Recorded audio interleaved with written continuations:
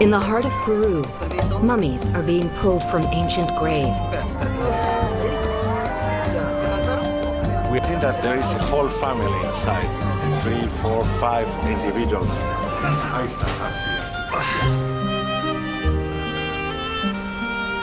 Warriors, mothers, children.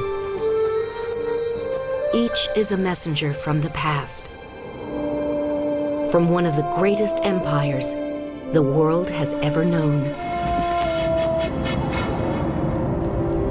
Out of the Andes, they carved a civilization of staggering wealth. It was a violent land of earthquakes and volcanic mountains that pierced the skies. And yet, they conquered it and forged a great nation. For less than a century, it glittered like a jewel in the Andes until a dark force cast a shadow on their sun god and destroyed nearly everything the Incas had created.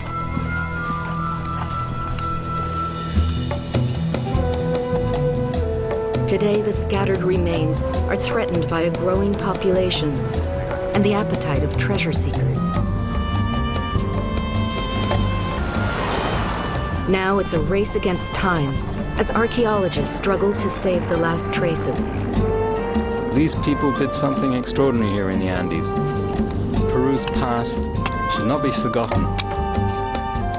This is a very important work because it helps us to understand our past. Mummies are like time capsules. They can teach us so much about what life was like 500 years ago, but we're losing them so quickly. It's a fragile legacy the Inca left behind. But with every piece that's rescued, with every layer that's peeled away, the past is coming back to life.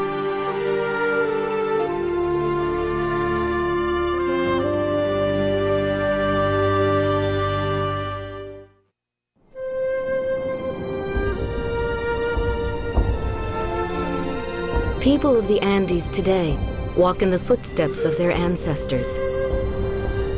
The remains of their forefathers are everywhere, reminders of a once great empire. There's a growing pride amongst people in the Andes today about what their ancestors were able to accomplish. They did amazing things. This is the greatest empire we know of from the Western Hemisphere, and there's so much we still have to learn about it. Based on what we do know, it was one of the most remarkable chapters in history.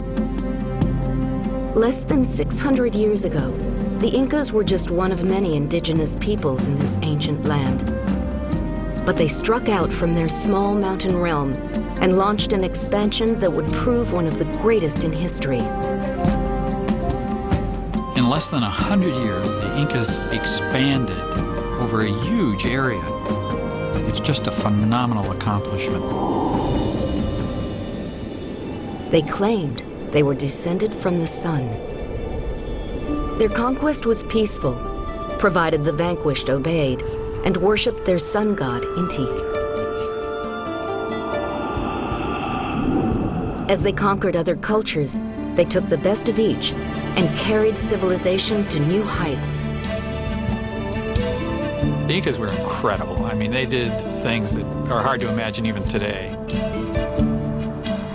They carved miles of terraces into the mountain walls, transforming impossible terrain into farmland.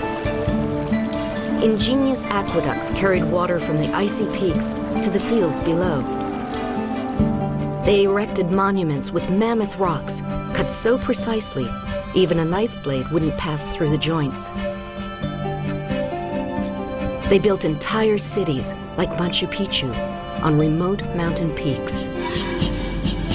But one of their greatest accomplishments was their extraordinary network of roads. It was the lifeline of the kingdom and ran throughout the empire, more than 14,000 miles. The key to this network of arteries were the royal messengers. The Inca had this incredible system of runners. they keep trading off, kind of like the Pony Express.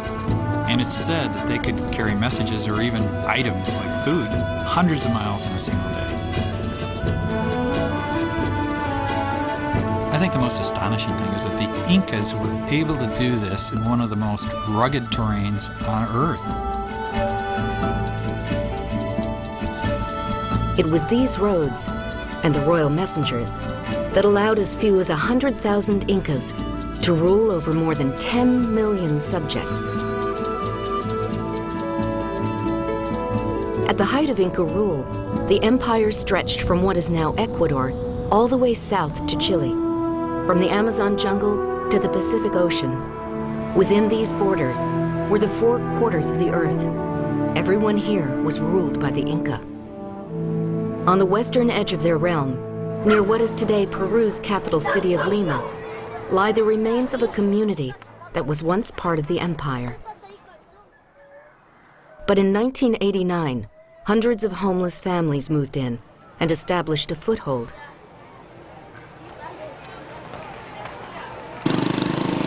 The community of Tupac has transformed one of Peru's richest archaeological sites into an urban sprawl.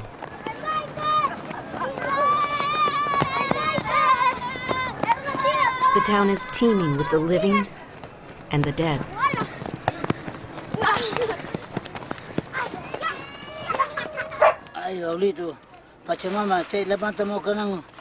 Today is an auspicious day. A local known as Gato is performing a ceremony to mark the beginning of an archaeological dig. Project leader Guillermo Koch hopes the gods will be generous. Gato is making an offering to the Pachamama, to the Mother Earth, in order to have a very successful excavation project. Gato blesses the 4 quarters, as his ancestors did 500 years ago.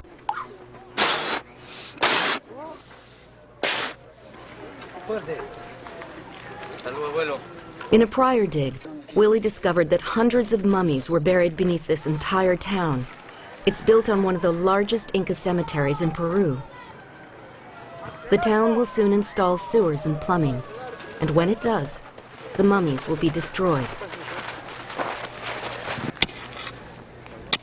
With emergency funds from National Geographic, the team will now try to rescue everything they can, but they only have 10 weeks.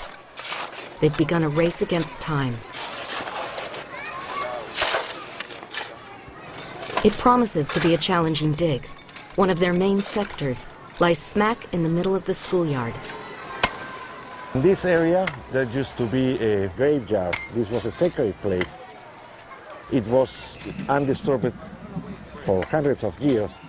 In 1998, the people of the shantytown, using bulldozers, leveled this area in order to create the playgrounds for the school.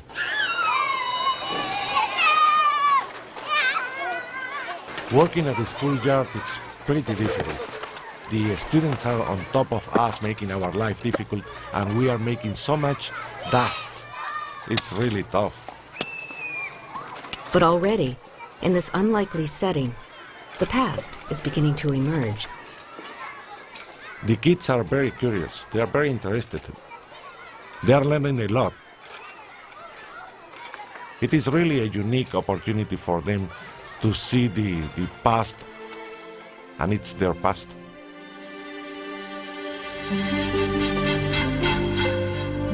What would life have been like under Inca rule? It all depended on your status. If you were a subject of the empire, your life was going to be radically different than it would be if you were a member of the Inca elite. It was with the sweat and muscle of their subjects that they built their kingdom. By harnessing those they conquered, the Inca forged a realm of enormous prosperity. It was a land of plenty. They stockpiled tons of food in storehouses throughout the empire, and this meant that no one was going to go hungry. It's said the Inca had stored enough food to feed the nation for years to come. This helped earn loyalty from those they conquered, But security came at a price. The Inca governed their subjects tightly.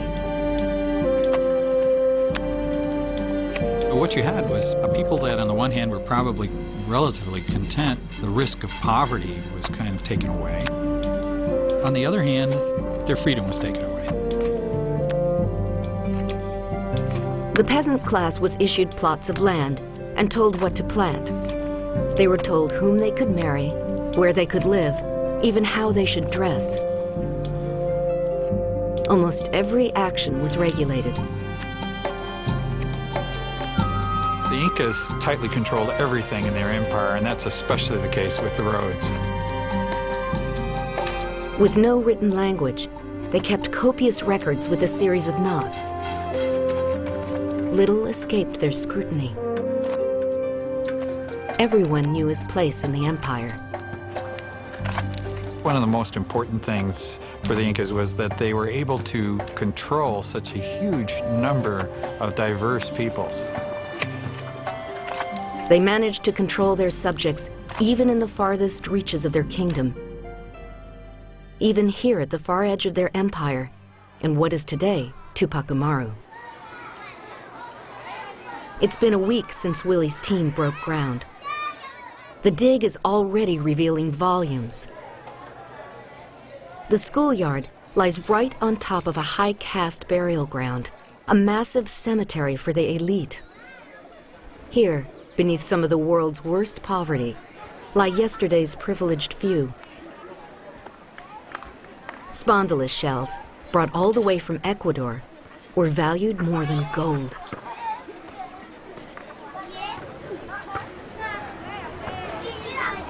But here in the schoolyard, the collision between the past and the future has reared its ugly head. La han destruido completamente. Le han metido la máquina. Mummies wrapped in cotton, buried in huge bundles, have been torn open by bulldozers. Body parts and offerings have been churned into the earth. It has been split open. That's terrible, no? It was a high status burial, and now it's a myth. We have a piece of corn that was part of the offerings of this bundle. We have a ball of yarn for weaving. We have the feathers, and this is a part of the headband. We will recover some of this material, but it's a tragedy. Eh? It's a tough dilemma. Archaeology, weighed against the needs of an expanding population. There are almost 1,400 kids that goes to the school in Tupac Amaru. These kids are going to grow up, and each one of them are going to have 4, 5, 6 kids. And this is going to create a lot of pressure over the archaeological sites.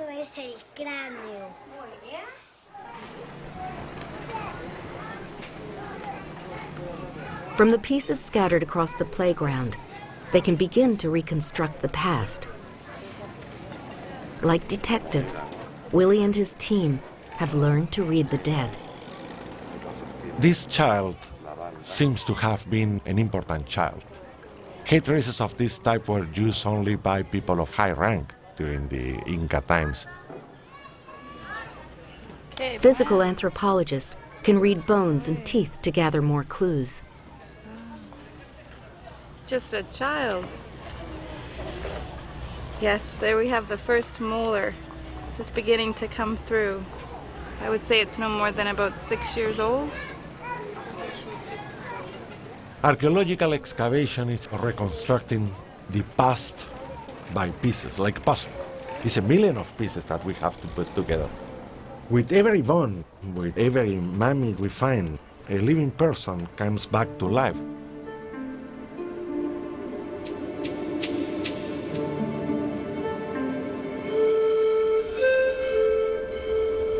This was a child of wealth. What was his life as a subject of the Inca, here on the far edges of the empire? And why was it cut short? We may never have the answer, but for other children of the empire, archaeologist Johann Reinhardt has found some shocking answers high in the Andean peaks. I spent over 20 years climbing in the Andes, and I've been pretty lucky and been able to find some incredible things up here. It never ceases to amaze me that the Incas managed to climb up to these altitudes. It's really tough.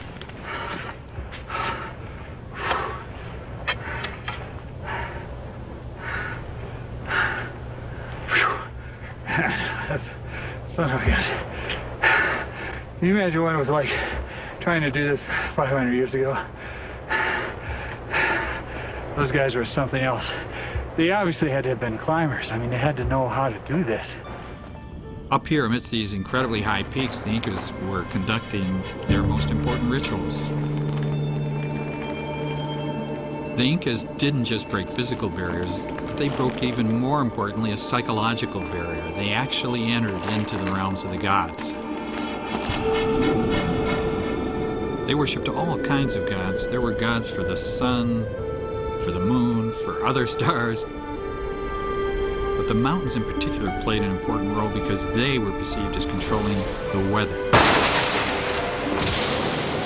That was the reason they worshipped the mountains with such important offerings. In 1999, I went with a team of archaeologists from Peru and Argentina to Mount Yuyayaco, which is 22,000 feet high on the border of Chile and Argentina. This is the world's highest archaeological site. We found 3 incredibly preserved Inca mummies. All 3 were children, sacrificial offerings to the gods. One, unfortunately, had been hit by lightning, but it was still intact.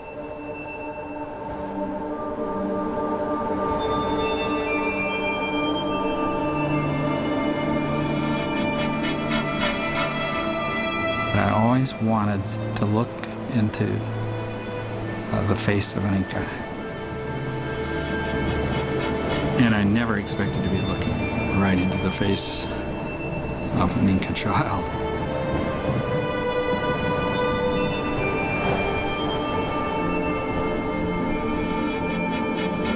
When I pulled back the cloth, it was feeling like I'd just gone back in time, and all of a sudden I was there with this girl, thinking what it must have felt like to be offered to the gods.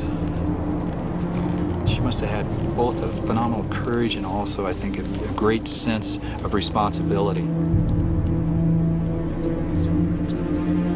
500 years later, this sacrificial child is sharing her story. Analysis of the DNA has revealed that 2 of the mummies might well have been related. Perhaps one family offered 2 of its children to appease the mountain gods. Mummies are the real time capsules because they take us back in time in a way that nothing else can.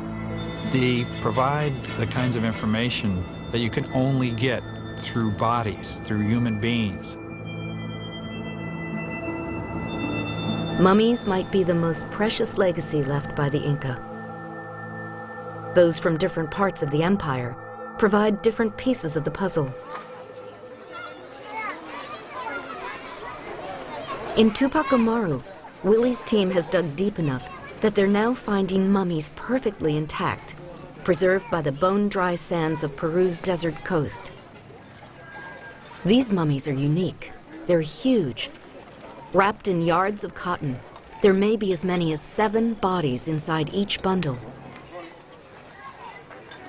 They're bursting with information about the past. It's an archaeologist's dream.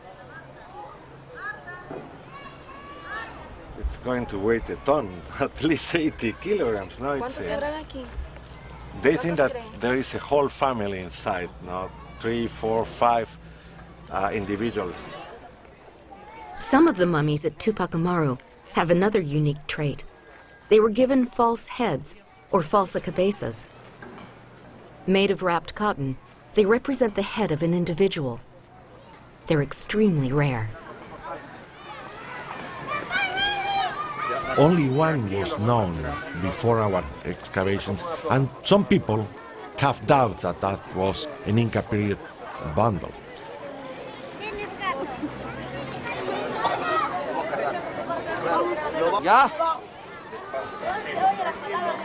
We are all very impatient to see what's inside this bundle, no? But we are going to have to wait.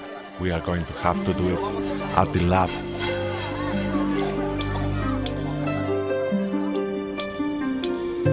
As the weeks pass, mummy after mummy arrives at the lab. But it's months yet before they'll be unwrapped.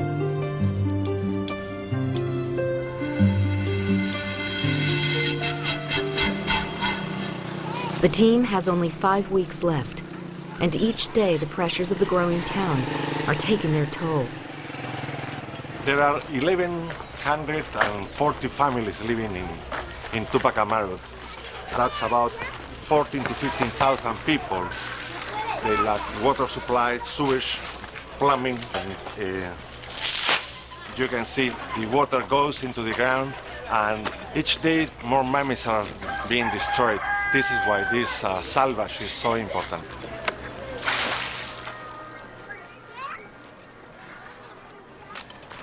The team is racing to get the mummies out of the ground and into safety. But it's not just the bundles that are threatened. Offerings buried with them provide information about the people who lived here. The deeper they dig, the more bundles appear, and with them, more clues. A ceramic pot can help date a cemetery. This one's better than gold. Willy, salió el aríbalo. The arivalo is the classic ceramic from the Inca. It really confirms the relationship between the people that were buried here with the Inca Empire. Based on their wealth, it appears they were satisfied subjects of the empire. But the Inca's rule would be short-lived. It's really amazing that the Inca Empire only lasted for about 100 years. It was a very brief reign. For nearly a century, life for the Inca flourished until their glittering, well-ordered kingdom caught the eye of strangers halfway round the world. The year was 1530, and the royal messengers carried news from the border. A mysterious illness had invaded the northern reaches of the empire. Smallpox had taken the lives of thousands, and the Inca ruler was dead. Civil war had erupted between the king's 2 sons. One of them, Atahualpa, was determined to seize the throne. But he had no idea of the legacy he was fighting to inherit. A small group of Spaniards had arrived by ship. They were traveling the Inca's roads.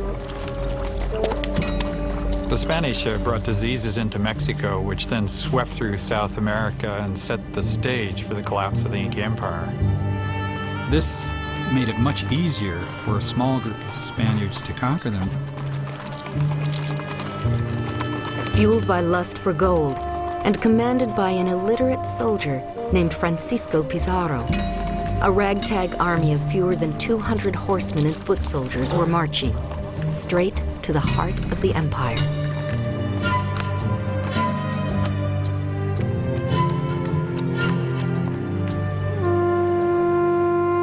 News of the strangers preceded them. Atahualpa had emerged triumphant in his battle for the throne. Preoccupied by victory, he allowed passage to the intruders. He'd been advised that they wouldn't be a threat. On strange, four-legged creatures, the motley band of Spaniards rode.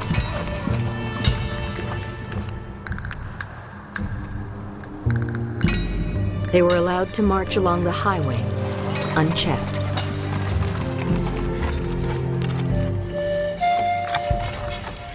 It was an unfamiliar sound that echoed through the mountain passes.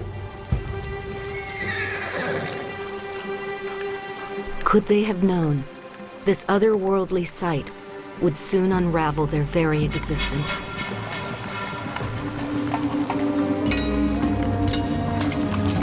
The Spaniards were so different. There had been no contact with the European civilization, so everything from steel swords to horses and so on were just new, totally new to the people in the Andes. Though small in number, the conquistadors held the deadly upper hand. The Inca underestimated the viciousness of their foes. The Spaniards arranged to meet with Atahualpa, and they set up an ambush. In just a matter of hours, they managed to kill thousands of Incas without a single loss of life amongst themselves. It was a dramatic victory.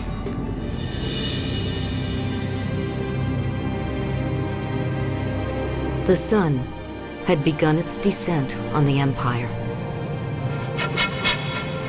Only a flame would continue to flicker. After the conquest, a small band of Incas fled to a remote region of the Andes called Vilcabamba, and here they managed to remain hidden for nearly 40 years.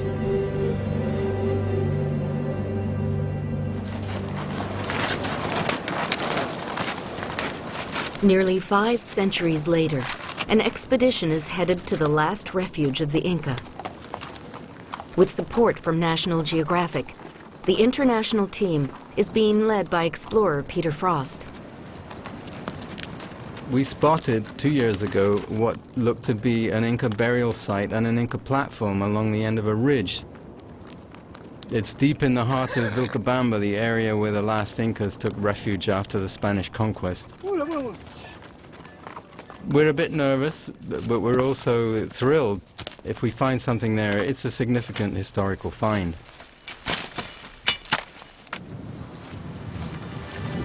Peter and the team have a rigorous 4-day trek ahead of them. A helicopter is bringing the rest of the team to the site in Vilcabamba. It's passing over Andean peaks once sacred to the Incas. The ancient city of Choqquequirao lies below, a massive Inca ruin, only now being excavated. A group of Peruvian archaeologists, including Dr. Alfredo Valencia and archaeogeophysicist Meg Waters, are joining the expedition that left on foot a week ago. The archaeologists have an enormous amount of ground to cover. Peter's anxious to get started. The western end of this mountain called Cerro Victoria, it's not been visited by archaeologists or explorers of any kind as far as we know. The team has only 4 weeks in which to begin mapping and excavating a 2.5-mile area. This site is so big and so spread out that we're going to split up into 3 teams working in different places to cover as much ground as we can. We've got these 2 sites here, the 2 platforms. Just as this excavation is getting started, Willie's dig, at the other edge of the empire, is nearing its end. Winter has come to Tupac. The archaeologists have been working around the clock. Their funds will run out in only a week, and there are volumes yet to excavate. The gods, it seems, have been generous to the archaeologists. Gato's offering to Pachamama 9 weeks ago has proven all too effective. The team has uncovered nearly 200 bundles, and they're unearthing more each day. Willy, ven para que veas la última falsa cabeza.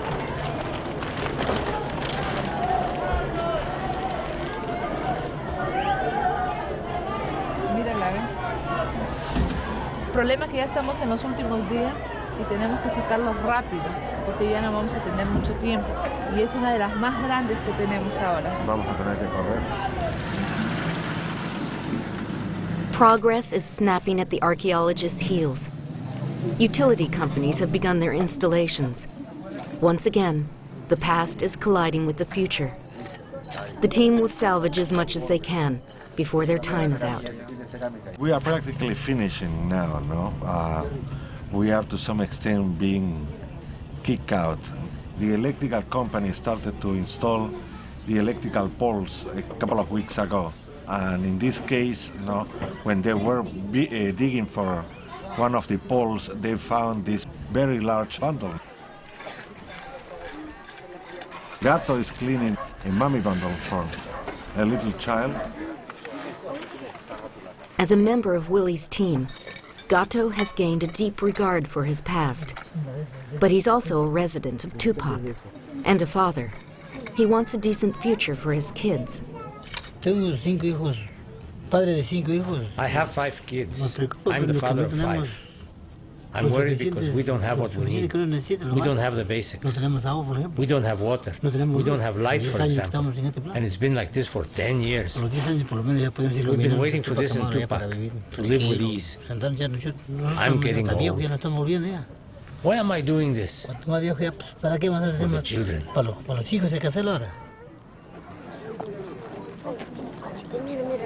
Rápido pero con cuidado, ¿ya? It's a very uncomfortable situation. We know that we are going to be living here many, perhaps hundreds of bundles. But life is like that. There are no more resources, there is no more time.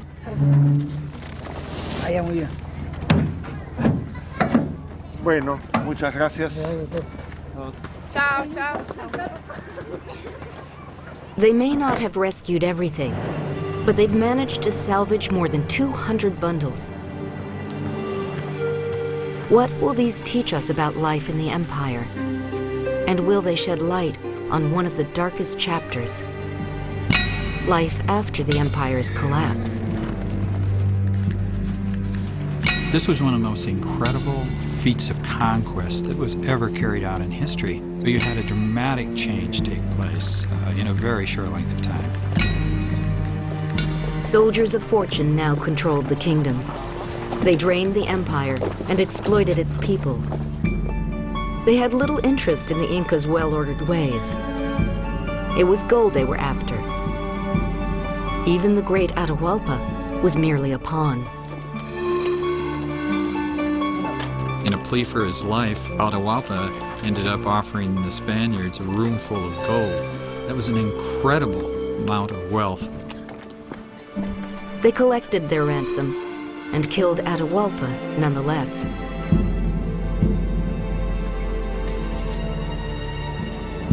In the years that followed, the Incas launched numerous attempts to reclaim their kingdom, but they proved futile in the end. The last of the empire finally collapsed in their mountain refuge of Vilcabamba. A week into their expedition, Peter Frost and Dr. Valencia are finding the site is richer than they dared imagine. We've got a wall and structures that are clearly Inca in design, and we're finding pottery that also has Inca characteristics. There clearly was a sizable community of people living here.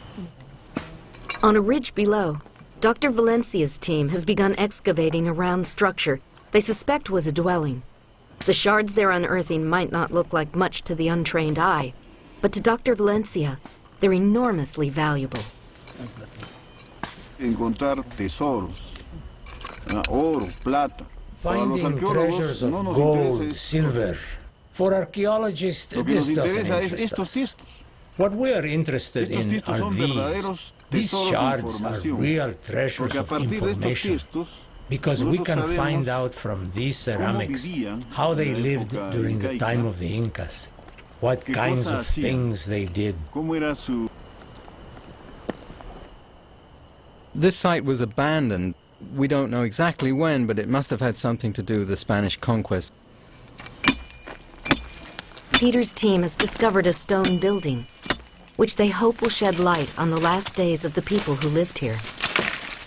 There's something quite poignant because it does seem to have been a settlement that was mainly occupied after the conquest, when the Incas were holding out here in Vilcabamba against the Spanish. I feel a certain awe at seeing all this here. It was more than any of us imagined, and just to find a building as well preserved as this storehouse is quite extraordinary. It's the most complete, the most intact building I think we've seen, isn't it? Boy, is that one solid piece of stone through there? This is pretty high status stonework. really good work. Remains of the Inca are scattered throughout these hills. Each day more are being unearthed, not just by archaeologists, but by homesteaders who've moved to the area. The home of Valentin Saka is full of artifacts from his ancestors. Esto sí he encontrado. Es de Inca es. Esto también es Inca. Después esto también. Valentin moved here 2 years ago in search of a better life for his family. Now he's recycling his heritage. Ahí estaba piedras de Inca. Acá está mi pared. Y voy a hacer una casa. He's dismantled Inca ruins in order to build a new home for his family. They're desperately poor, only trying to survive. But even the most innocent actions can have serious consequences. You know, when farmers move into these remote cloud forest regions, there's a cycle of destruction that takes place. They uncover archaeological sites that are then looted, and pretty soon the archaeological site is gone. Back on the platform, they've begun to excavate. But so far, the findings are disturbing. Carlos is saying that this has been looted, this tomb here, which is surprising. It's puzzling, you know, to me, because there's no sign of any disturbance on the surface. These tombs can tell us a lot about what the lives of these people may have been. But this one's gone. They're finding tomb after tomb that's been looted.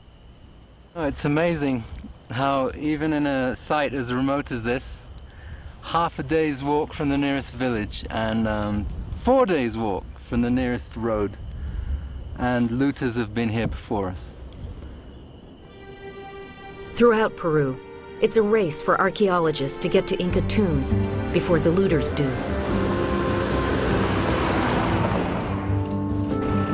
Just 40 miles north of Willie's Dig in Tupac Amaru, ancient settlements and graveyards pepper the countryside. But looters have left scars that will never be erased. The whole cemetery is practically gone. It looks like the moon. The plundering begun by the conquistadors nearly 500 years ago has plagued Peru ever since. Generations of grave robbers have made a living looting tombs. But today, it's big business tied to an international black market. Some of Peru's richest burial sites have been decimated. This cemetery has been completely wiped out. We will never really learn about the people that live here. The past is disappearing too fast. In a nearby town, ordinary homes are often transformed into shops full of artifacts. A hidden camera reveals how widespread the looting is. ¿Cómo está? ¿Tiene algo para ver? The problem with the looting is a very complex one. It has to do with people's poverty, it has to do with social beliefs.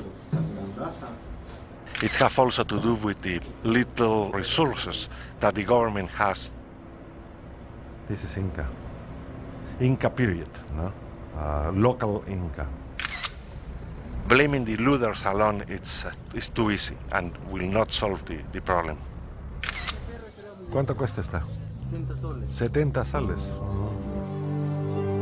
So much of the Inca's past has been siphoned from the country, locked away forever in private collections.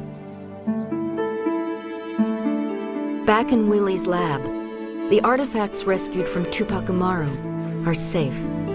They'll remain in Peru. Their final resting place will be in a museum near the community that displaced them. The rooms are bursting at the seams, with mummy bundles waiting to share their stories.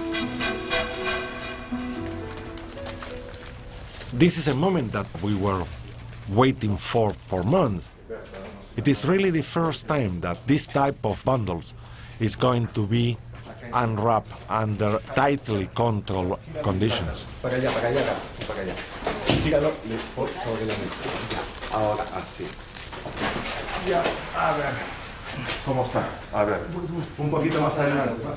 I would have liked to excavate this cemetery 20 years ago and have 20 years more to study it. It's going to provide great answers. Analyzing the offerings is going to provide us clues.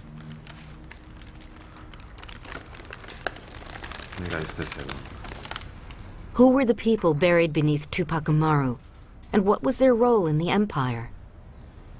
Based on their findings in the field, Willie suspects this was a community of weavers, one of the most prestigious crafts in the empire. Most of the people here have textile-making implements. Textiles production was an important element of the Inca Empire.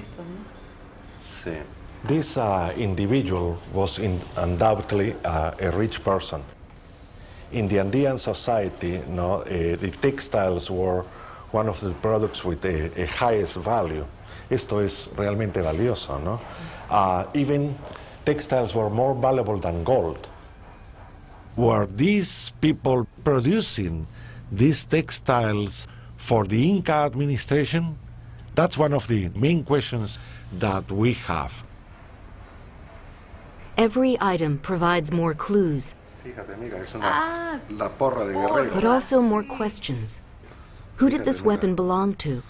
And was he friend or foe of the empire? The warrior's bundle contains more than one body. There is this little child's bundle that is inside the large bundle, which is collapsing, and we have to take it before. Ustedes sostengan abajo. About 45 to 46% of the bundles that we have been able to recover belongs to children. To us, it's very intriguing. It's almost a mystery, and the physical anthropologists are working hard in order to determine why these children were dying in this area. Es un unco de un bebé. A tunic is wrapped inside the child's small bundle, as well as packages of offerings.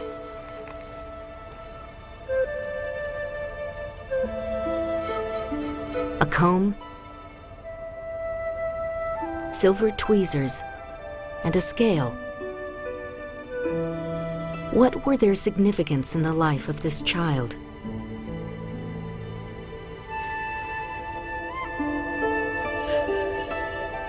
No more than 6 months old, in his feathers and finery, he was probably a wealthy boy. Perhaps he witnessed the last plentiful days of the empire, just before the conquest.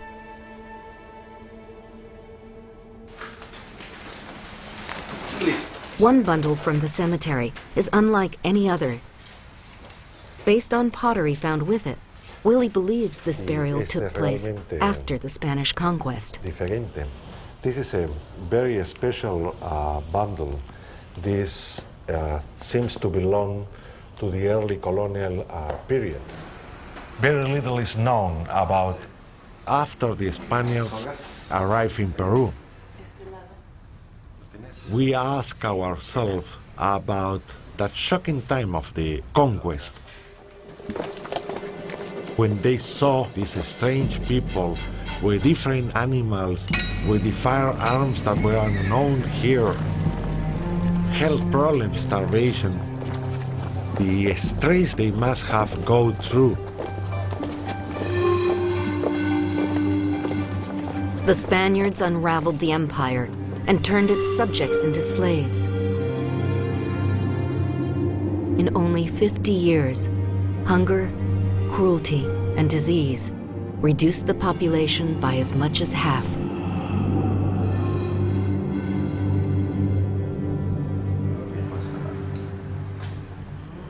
The bundle seems to mirror the hard times that came with the conquest.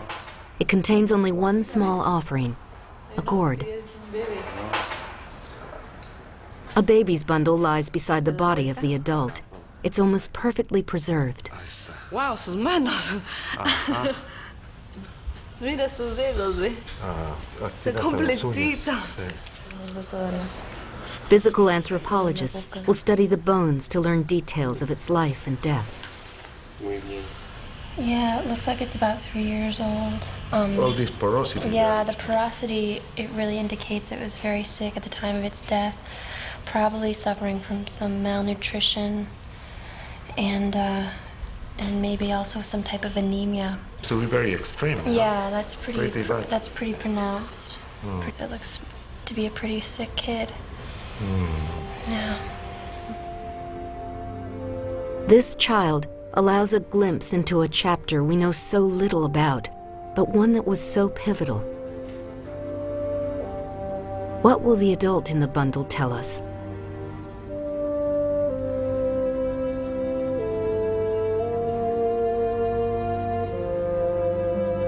It's a woman, perhaps the mother of the child. When I look into her face, I wonder who she was, how she died. We are doing studies about DNA, to establish kinship. We are studying also the diet through chemical and physical analysis. This is going to be a long-term study. It's going to take 5, 6, 8 years. As a Peruvian, it is very important because it helped us to understand our past, to learn from where we are coming and where we are going as a nation. We are acquiring a new sense about ourselves.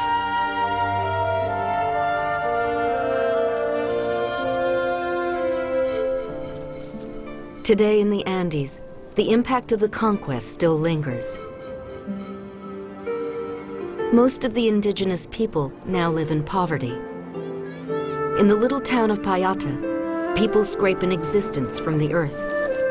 But the once fertile soil of the empire is now poor, and malnutrition is a threat. This was once a prosperous Inca stronghold. The storehouses that 500 years ago were brimming with food now stand like ghostly reminders that there was once an abundant kingdom.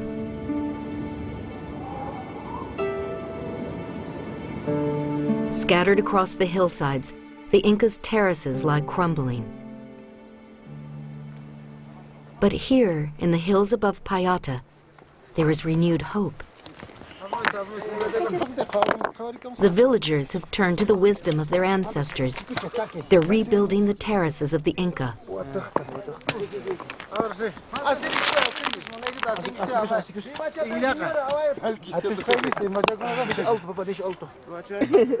Emilio Huarcaya is hoping their efforts will bring a turn of luck to his family.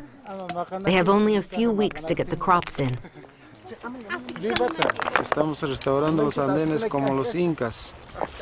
Somos fuertes como los incas, que llevamos la sangre de los incas. The terraces are nearly complete, but they'll be useless without a water supply.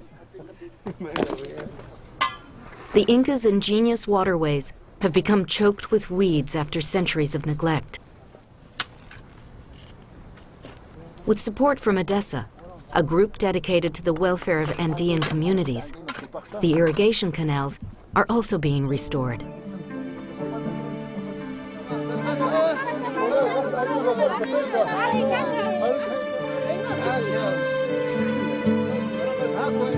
The terraces are finally complete. It's time to open the canals.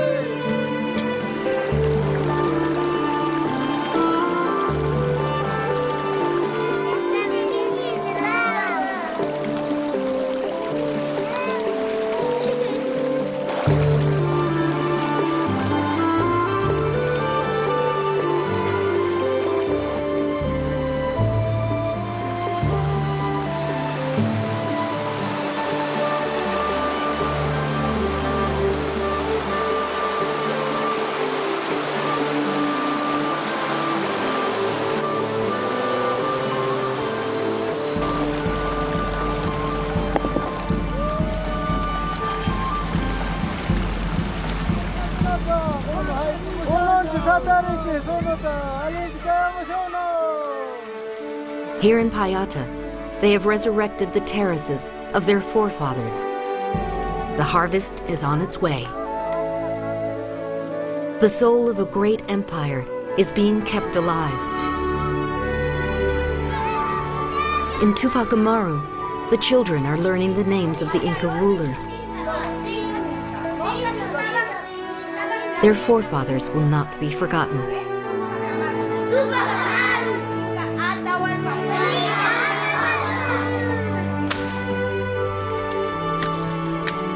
In Vilcabamba, the expedition has appointed Valentin guardian of the archaeological site where he lives. He's now protecting his corner of the Andes.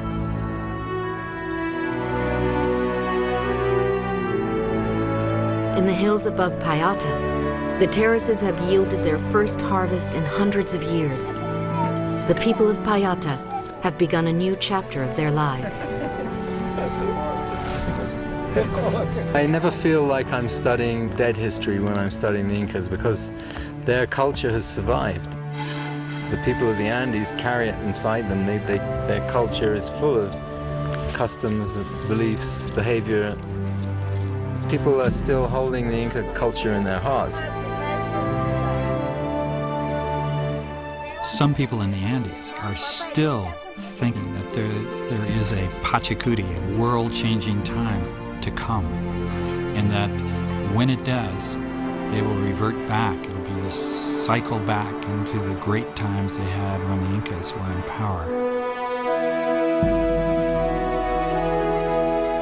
The spirit of a great empire lives on.